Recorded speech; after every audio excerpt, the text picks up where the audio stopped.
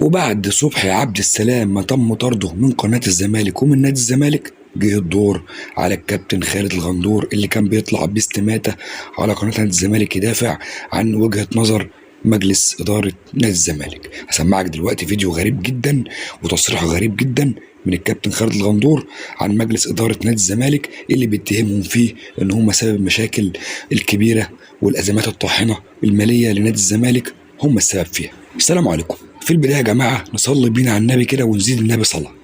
ولو لسه ما اشتركتش في القناة لو سمحت انزل اشترك في القناة وفعل زر الجرس على الكل وحط لايك للفيديو وشيره، وهسيب لك التعليقات مفتوحة قول اللي انت عايزه.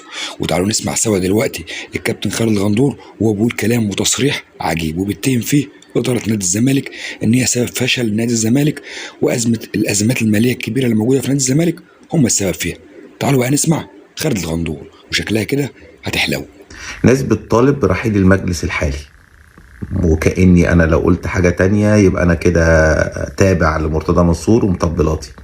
طيب المجلس الحالي رحل، جه مجلس تاني، مين اللي هيجي؟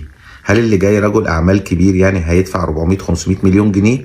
وهل هيتحمل المسؤولية بدون إن هو يقول ان المجلس الحالي بوظ الدنيا وان احنا جايين على خراب وان احنا مش عارفين نحل وهنجيب فلوس منين ودخلنا نادي لقينا فيه جنيه وربع وكده؟ ولا المجلس الحالي يتحمل مسؤولياته ويتحمل كل اللي وضع في النادي؟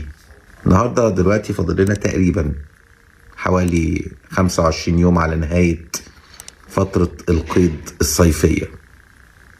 المفروض ان الناس اللي موجودة دلوقتي دي تتحمل مسؤولياتها وتتحمل مسؤولية ان هم لازم يحلوا مشاكل النادي المالية اللي جزء كبير منها هم اللي حطونا فيها. انا عمري في حياتي ولا كنت ولا هكون تابع لحد، ولا تابع لمرتضى منصور، ولا تابع لحسين لبيب، ولا تابع لأستاذ ممدوح عباس. من طول عمري هدفي الأول والأخير هي مصلحة نادي الزمالك.